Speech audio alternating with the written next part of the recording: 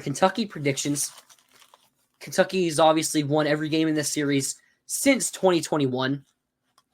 That was really the beginning of the end of the Dan Mullen era. Saw him smiling. Florida obviously had the 31-game win streak against Kentucky. I remember the first time we lost to Kentucky, they had Terry. I cannot remember his last name. As their QB, a very mobile QB.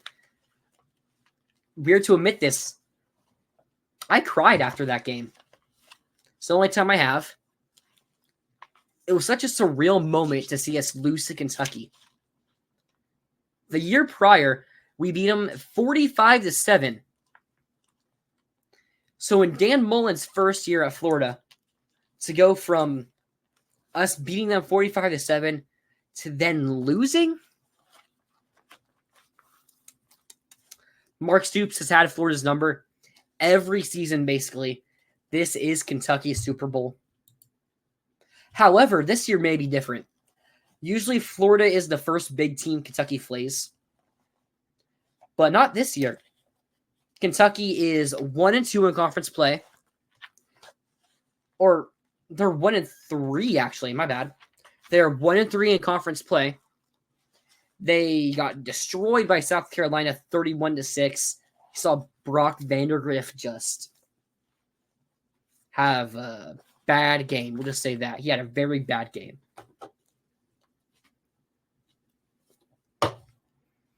Then they played Georgia the very next week. 13-12. That Kentucky front seven is scary. They have J.J. Weaver. They have Jamon Dumas-Johnson. Deontay Walker. That is a scary front seven. That's where I get some confidence or security in us possibly having a game with Georgia. But they lost to Georgia 13-12. They had a chip game against Ohio. Then they pull maybe the second biggest upset so far in the SEC, obviously behind Vanderbilt, Alabama, where they beat Ole Miss at Vaught Hemingway, by the way. Very interesting point to make there. 20-17. Dane Key won them that game. Dane Key is a fantastic wide receiver.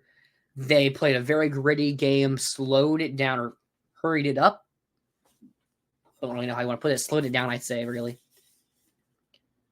Then they had a bye week to prepare for Vanderbilt, where the Diego Pavia show continued. They ended up losing 20-13 to Vanderbilt. They had a really bad moment where they had a bad snap for a kick. So they lost 3 points, and they threw an interception at that. I mean, they lose possession of the ball anyways, so. We got a comment here from Tony. If you lose to Kentucky, then your season is over. Kentucky is a trash can program. Tony, I'd argue that our season is already over. And no comment on Kentucky being a trash can program, because that could come back to bite me.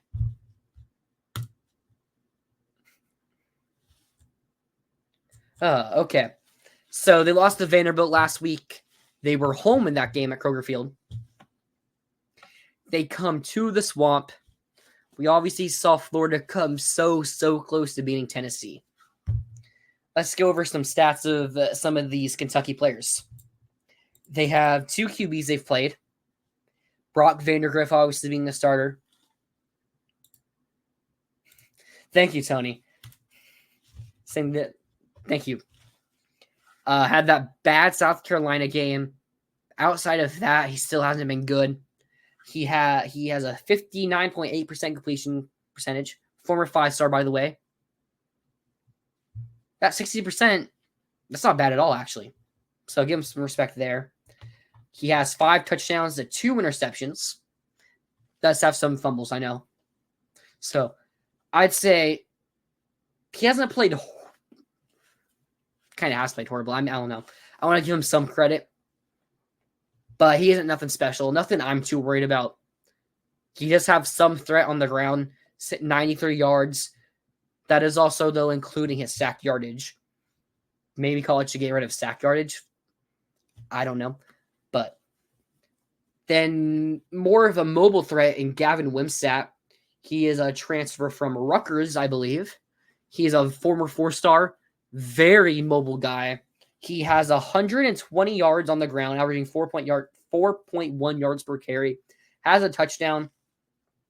I think he's someone that gives us more of a problem than Vandergrift does. Vandergrift, while mobile, doesn't have that great of an arm, but Wimsatt is way more mobile and also doesn't have that great of an arm, ironically. So I do think this is going to be a slowed down game. They're starting running back. So this is an interesting thing for Kentucky. Their starting running back has been Demi Sumo Carnegie. 82 carries, 380 yards, 4.6 yards per carry. That's a good running back right there. Very solid. But they have another guy, Ohio State transfer, Chip Trainum, has not played this season. I know there was some talk about him possibly playing against Vanderbilt. He had a bye week to prepare for that Vanderbilt game. Still wasn't ready. Have they been saving him for Florida? I talked about how we're usually their Super Bowl, but maybe Georgia was, and they came up just close. If that was Florida, they probably would have won that game. I mean, I can almost guarantee they would have won that game. So maybe they used up all their energy in that game. But then, hey, they did beat Ole Miss. So maybe this is a good team. But will the running backs be there? Say their running backs are there. I still don't think that this is the greatest offensive line for Kentucky. I think in past years, we've definitely seen way better offensive lines. I know they have a starter, former Gator Jalen Farmer, starting for them. He was a 3-star. Wouldn't be starting for Florida right now, I can tell you that. But we usually know how this goes with Florida. They always just turn up a notch and go crazy against us. Where I'm most worried, Dane Key, Barry, and Brown. I talked about how Dane Key won them that game against Ole Miss. They slowed down that game, and then they got the big play at the end, a 4th and 7, 4th and 5 in their own territory. Vandergrift throws it up, and Dane Key comes down with it and makes a big play. Kentucky goes down and scores. They don't win that game without him. That's something that would happen in the Florida-Kentucky game, where it's just Florida has the lead, Kentucky takes it on some miraculous play, and Kentucky wins it. However, I think we do have a better corners. I do think Jason Marshall is a better corner than that Ole Miss has. I think Devin Moore and/or Dijon Johnson are better corners than Ole Miss has. I feel like they played pretty well. But, again, the safety play for Florida, it has not been what we'd want the safety play for Florida to be. We are missing the days of having Major Wright, Keanu O'Neal, Marcus May, Chauncey Gardner-Johnson. They get a mismatch. It just takes one play to get it to Key or Brown. Brown, also a big threat in punt returns and kick returns, I believe. Florida special team mistakes. Could definitely see them making a big play on that. We've seen Kentucky in 2021 get a blocked field goal, and they end up winning by 7. Or a blocked field goal for a touchdown. Then they win the game by 7 points. Kentucky wins. Defensively, since 2018, when they beat Florida, everyone knows Kentucky has a really good defense. They've had great players like that Josh Allen. Now they have a very experienced guy. I feel like they've had the same defensive front 7, or these same 3 players. Already mentioned Deon Walker and J.J. Weaver.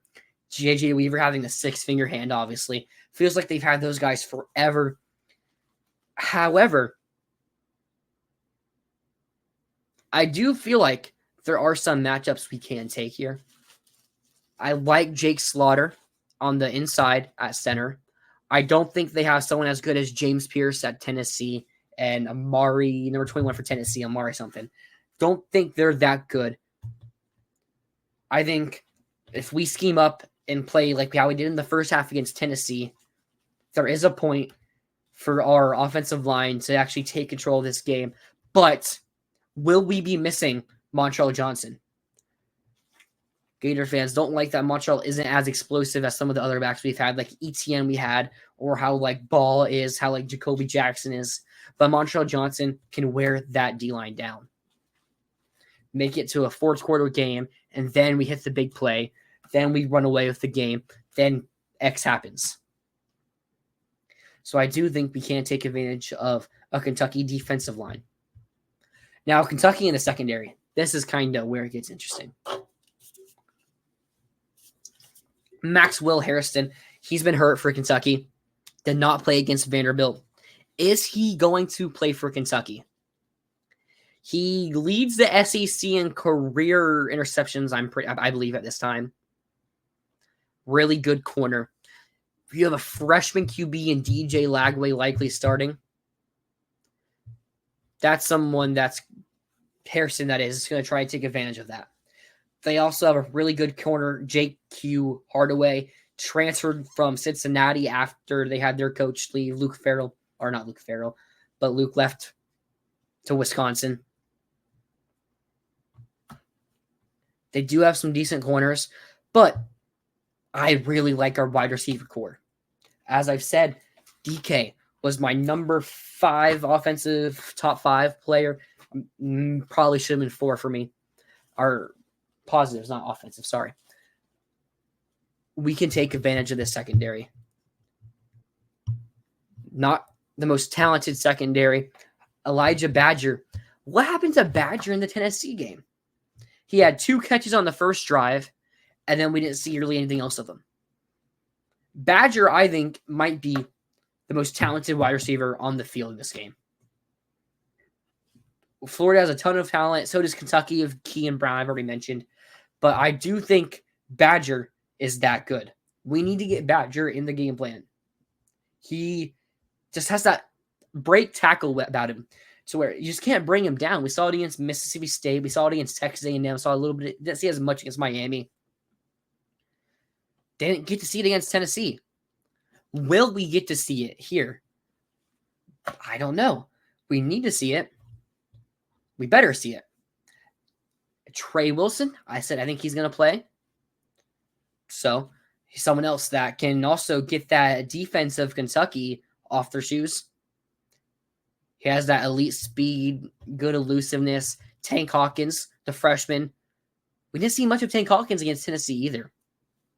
While it looked like Trey was a big decoy, you would think that Tank would play because he can be more than a decoy, even if Trey is hurt. Would have liked to see him, but we didn't. Chimere Dike, he's just so good, as I said. He's someone that has elite speed. He's good hands. He's not going to drop passes, still make those punt return plays. He kept us in that game against Tennessee.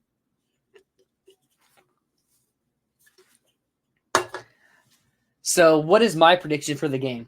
How do I think the game's going to go down? I think we're going to start the game. I think Kentucky's going to come out, try to bring a lot of pressure. Freshman QB making his first SEC start against one of the most ferocious defenses in the SEC in Kentucky. They're going to chum up, try to rattle him. It is going to be home game for Florida, so luckily DJ Lagway has that on his side. But I think they get some pressure early on. I think this game is going to be a low-scoring affair. I think at most each team scores once in the first quarter. I'm going to project it to be 3-0 Florida. Don't think Kentucky can get anything going early in the game. Then the second quarter comes around. Think it opens up a bit more. I think Florida gets a touchdown. I think Kentucky kicks 2 field goals. I'm going to say going into halftime, it's 10-6. Close game. Anybody's ball game still. Think the third quarter, this is where you kind of see the depth issues for Florida come into hand. I think Kentucky gets some run game going, especially if Chip Trayanum plays. They run the ball a bit. I think he probably leads a big touchdown drive. They break off a big play or so. I think at the end of the third quarter, it's going to be 16-3 Kentucky. But this is where the talent difference comes into hands. I think DJ Lagway alongside a sold-out Swamp, it's going to be too much for Kentucky to handle. I think Lagway leads a drive with about 9-10 minutes left. That gives the Gators a 20-16 lead. I think then we see Kentucky make a big mistake thanks to the environment, which then leads them to making an interception, maybe a fumble off of Brock Vandergriff. I think then the Gators can put it away with a touchdown, 27-13. That's going to be my final score prediction.